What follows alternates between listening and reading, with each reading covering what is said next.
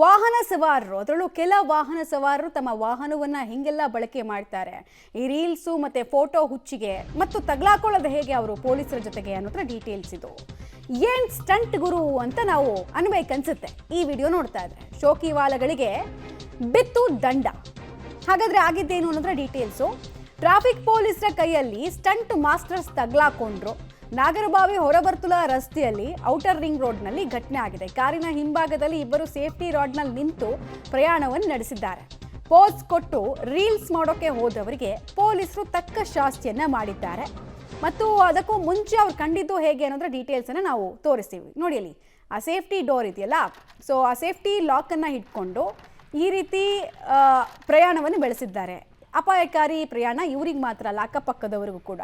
So ಇದು ಪೊಲೀಸರ ಗಮನಕ್ಕೆ ಬರ್ತಾ ಇದ್ದ ಹಾಗೆ ಸುಮ್ಮನೆ ಬಿಡ್ತಾರೆ. ಅವರಂತೂ ಹುಡುಕ್ತಾ ಇರ್ತಾರೆ ಯಾರ್ಯಾರು ಈ ಶೋಕಿಗೋಸ್ಕರ ಜೀವನ ನಡೆಸ್ತಾರಲ್ಲ, ಈ ವೀಲಿಂಗ್ ಮಾಡೋದು ಮತ್ತು ಕಾರನ್ನು ಕಾರ್ ರೀತಿ ಬಳಸದೇ ಇರೋದು, ಒಳ್ಳೆ ಟ್ರಕ್ ರೀತಿ ಎತ್ತಿನ ಗಾಡಿ ರೀತಿ ಬಳಸೋರಿಗೆಲ್ಲ ಬನ್ನಿ ನಿಮ್ಮ ಹತ್ರ ಮಾತಾಡೋಣ ಅಂತ ಸೈಡಿಗೆ ಹಾಕಿ ಪೆನಾಲ್ಟಿ ಹಾಕಿ ಮತ್ತು ಎಚ್ಚರಿಕೆಯನ್ನು ಕೂಡ ಕೊಟ್ಟಿದ್ದಾರೆ. ಈ ಪ್ರಕರಣದಲ್ಲಿ ನಾಗರಬಾವಿ ಹೊರವರ್ತುಲ ರಸ್ತೆಯಲ್ಲಂತೂ ವಿಪರೀತವಾಗಿ ವೀಲಿ ಪುಂಡರ ಹಾವಳಿಗೆ ಜನ ಬೆಸ್ತು ಬಿದ್ದಿದ್ರು, ಬೇಸತ್ತು ಹೋಗಿದ್ರು.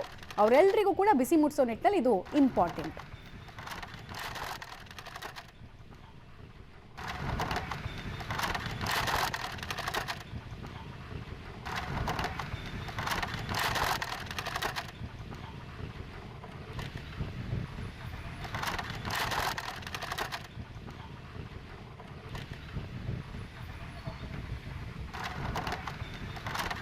ಈ ಇಬ್ಬರದು ಉದ್ದೇಶ ಏನು ಅನ್ನೋದೇ ಅರ್ಥ ಆಗ್ತಾ ಇಲ್ಲ. ಏನು ಈ ಸೇಫ್ಟಿ ರಾಡನ್ನು ಇಟ್ಕೊಂಡು ಅವ್ರು ಪ್ರಯಾಣ ಮಾಡಿದ್ರೆ ಭಾಳ ಧೈರ್ಯವಂತರು, ಸಾಹಸವಂತರು, ಕತ್ರೋಕ ಕಿಲಾಡಿ ಅಂತ ಏನಾದರೂ ಇವ್ರಿಗೇನಾದರೂ ಯಾರಾದರೂ ಟೈಟಲ್ ಗೀಟಲ್ ಕೊಡೋದಕ್ಕಿದ್ದಾರಾ ಏನೋ ಗೊತ್ತಿಲ್ಲ. ಮಾಡಬಾರ್ದು ಮಾಡಿದ್ರೆ ಆಗಬಾರ್ದು ಆಗುತ್ತೆ ಅನ್ನೋದಕ್ಕೆ ಇನ್ನೊಂದು ಕಡೆ ಫೋಟೋ ತೋರಿಸ್ತಾ ಇದ್ದೀವಿ. ಇಲ್ಲಿ ಪೊಲೀಸರು ನಿಲ್ಲಿಸಿ ಇವ್ರನ್ನ ಫೋಟೋ ಹಿಡಿದು ಇವ್ರಿಗೆ ಪೆನಾಲ್ಟಿ ಹಾಕಿದ್ದೀವಿ, ಇಂಥ ಕೆಲಸ ನೀವು ಮಾಡಿದ್ರೆ ನಿಮಗೂ ಇದೇ ಗತಿ ಅಂತ ಹೇಳಿದ್ದಾರೆ.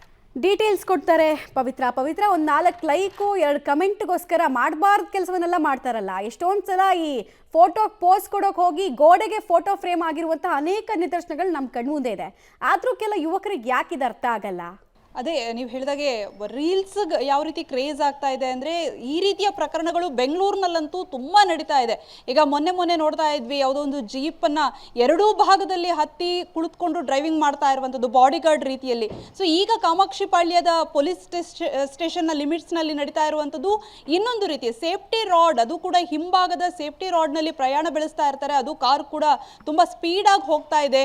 ಬಹುಶಃ ಆ ಅನಾಹುತದಿಂದ ಆ ರೀತಿ ಡ್ರೈವಿಂಗ್ ಮಾಡೋದ್ರಿಂದ ಬೇರೆಯವರು ಕೂಡ ಏನಾದರೂ ಅನಾಹುತ ಆದರೆ ಅದಕ್ಕೆ ಯಾರು ಹೊಣೆ ಅನ್ನುವಂತಹ ಪ್ರಶ್ನೆ.